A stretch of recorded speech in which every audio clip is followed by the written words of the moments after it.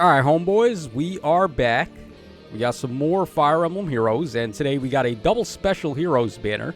So, you take a look at this roster here, and there's some pretty insane units here. Like, a lot of stuff on this banner is actually still pretty relevant in the meta and still pretty dominant. Like, for example, Duo Leon, who there's arguments to be made is still the best unit in the game.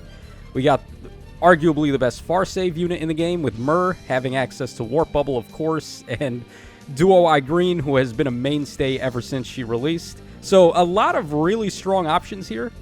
The problem with this is that literally in 2 days from now, we're going to get a trailer for the Emblem Hero banner of this month. Let's see if we can pull that up in the calendar real quick. Okay, so we're getting an Emblem Hero banner, which is going to be on 6/28. So the trailer for that should be on the 26th, which is in 2 days. And of course, the Emblem Heroes having access to the Emblem Ring, one of the most powerful and good mechanics that they ever added. So you're probably going to want to prioritize going for that as opposed to summoning on this banner. However, if you're missing units on this banner, then I can't tell people not to summon for a unit like this, right? Like, this guy is bad to the bone. So why don't we take a look at these color shares and see if there is any color shares worth, like, super going hard for.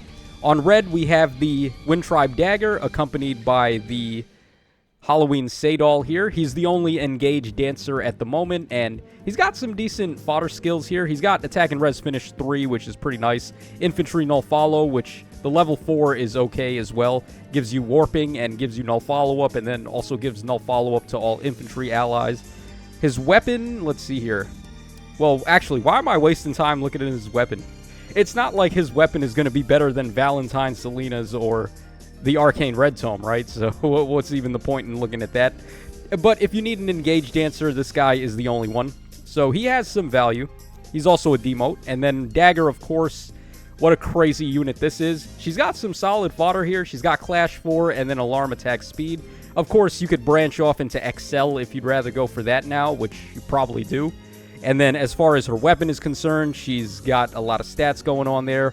And the good thing about her is that she's got Pathfinder, and she gives support Pathfinder to an ally permanently. So, yeah, this unit, when she came out, was super underrated, but also I saw her, like, all over the damn place in Summoner Duels. So just a very strong unit. Probably the best Wind Tribe unit at this point, now that all things are said and done. Then on blue, we've got the Duo Green, color shared with the Ninja Zelgius. I still think this guy is pretty solid. There's nothing bad about him. It's just that right now the other armored units just have more tools in the shed to work with. Like Duo Violet's got the button. And then, of course, Halloween or the Valentine Myrrh has Warp Bubble access. So those things kind of overtake what the good things about Zelgius are.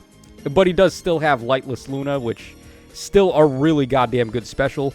He's able to use Assault Troop if you want him to, but you could run something else. He's got Distant Defres Solo, the only unit that has access to that for fodder, but actually there might be one other unit that came with that. I can't remember. I feel like there was actually at this point, but I mean, it doesn't really matter too much. And then Special Fighter 4, this skill is so in shambles right now. All it does is cut deep wounds in half and then give you, like, essentially tempo, but do you really need this anymore with the advent of Breath of Life 4? I feel like Special Spiral 4 is just not going to cut it anymore. So Zelgius is still pretty solid. He's a nice DPS option, and he's also a Brave Attacking Armor, which is pretty cool. And then, of course, this unit, who is just a monster.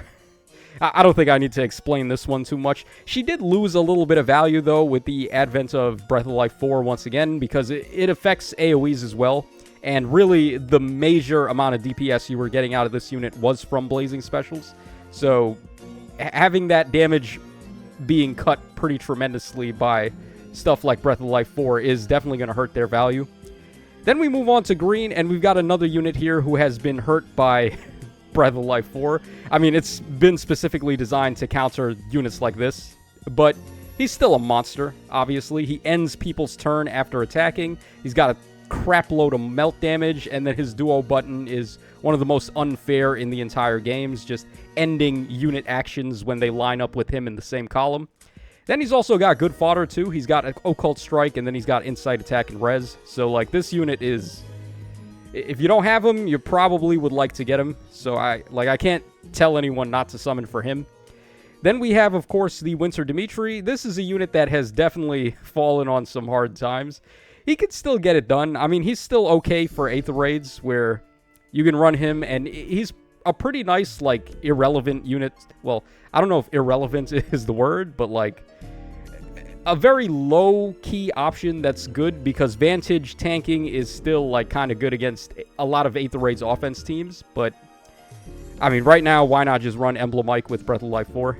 That'll get you easy wins for the most part. And if that doesn't work, then just Sharena Gale Forcing. So, I feel like this guy is kind of a moot point. And then he's not, like, overtly powerful in Summoner Duels either. But he's still pulling off that Vantage strategy with his Barbarity and his Blue Yule Axe there. And then he's got solid fodder, of course, with Panic Smoke 4, Attack and Speed Prime 4, and then No Quarter as well. So, he can still work. It's a good color share there, having him accompanied by Duo Leon, I would say. And then finally, on Colorless, we have the Wind Tribe Kageto and also the Valentine Myrrh. Like I said earlier, this is probably the best far save armor in the game, with access to Warp Bubble, which is just so handy. Having that, like, just... And it's also support Warp Bubble, too, so she's giving it to another ally. The only downside is that she doesn't get it on turn 1 for Aether Raids, so... Gatekeeper still has a little bit of an edge there, where he can get it on turn 1 if the enemies are trying to Gale Force you on turn 1. But turn 2 and onwards, Myrrh is giving you the Warp Bubble access as well as a Far Saver. She's really tanky, and she makes great use of the Ike Ring. By this point, you'd probably also want to give her the Dragon Special from the male Legendary Alir, or... Who was it? One of those dragon characters, I believe it was Alir, that had an inheritable Dragon Special that gives you the non-pierceable DR against both melee and infantry enemies, as long as your res is better than their res. So, I can't remember the name of that special, but that's probably what you would want to give her right now over Armored Beacon. And then, of course, toss on the Ike Ring for good measure. Great fodder as well. We've got Canny Fighter and then also Def Res Scal 4. So, pretty good. Very awesome unit, and then also good fodder. And Wind Tribe Kageto is still pretty solid as long as you can find an opponent that isn't running Kanto Control, which unfortunately is most people, because, I mean, let's be real, Kanto Control is, like, the best skill in the game, honestly. Now, they have the highest reach with their Duo skill, giving them +1 movement, and then also, on top of that, they're getting -1 special cooldown. They have Lethality to blow stuff up, and then Kanto Distant, which is a very strong effect there. So, they can really just trounce enemies, just like Yuri was able to in early SD before Kanto Control was a thing. So as long as you're able to do that, then they should be fine. Disarm Trap 4 has been pretty much replaced at this point by Potent Disarm Trap. The one that came on the Attune, or the rearmed Soth on the Micaiah and Soth banner. So you'd probably want to give them that, but other than that, they have Colorless Feud, which can be nice to turn off, like, supports from enemy Colorless type units. Remote Sparrow, probably they'd rather go for Flared Sparrow by now, or maybe something else even. There's a lot of good skills, good passives that you can go for. And if you just want DPS, you could just give them Assassin Strike too. That's another option. So they're pretty okay. It's just that I would still say the Winter Yunaka is better than them, and even Winter Yunaka is not really anything too crazy right now, considering where we are in the meta and how insane the tanks are able to just take hits. It's really hard to break through a tank with a unit like this. So she's more so of a, like, counter pick type of unit where, like I said, if the enemies don't have Kanto Control, then they can shine. But if they do, then this unit is not really going to be doing much. So there you guys go. I would say the best color is probably green overall because, of course, I mean, I want to say he's the best unit on the banner, but then, like, these two are also really good. And then this unit, too, she's really good as well. So, like, every color has something on it. It's not like this banner is devoid of good units. And then on top of that, the color shares are solid as well. Like, Myrrh and Kageto, I would say, is a solid enough color share. Zelgius is pretty good with green. And then, of course, Dimitri and Leon is pretty good, too. But I would give the edge to green here, I would say. So let's go ahead and do our freebie.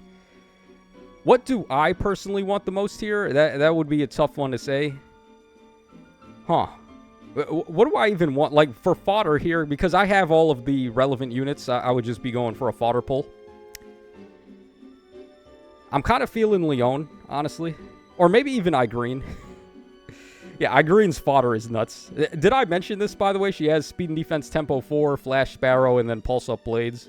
Wait, I think Times Pulse 4 is probably a little better, but, I mean, this is still pretty good, too. And it gives you the -1, even if you're not on, like, full cooldown count. So that's really nice. It's either Leon or Igreen. I think we'll go for green here. Okay, that is not any of the units we wanted. That is a Raven there, so... Alright, there we go. RIP, our free pull. Let me know what you guys were able to get on your freebie on this banner, but that's going to wrap us up for this one. My consensus would be... You probably want to wait for the... At least wait for the trailer. This banner is going to be up for 2 weeks, so you can at least wait for the Emblem Hero trailer and see if it's something that interests you. See if the new Emblem Ring is going to be really good.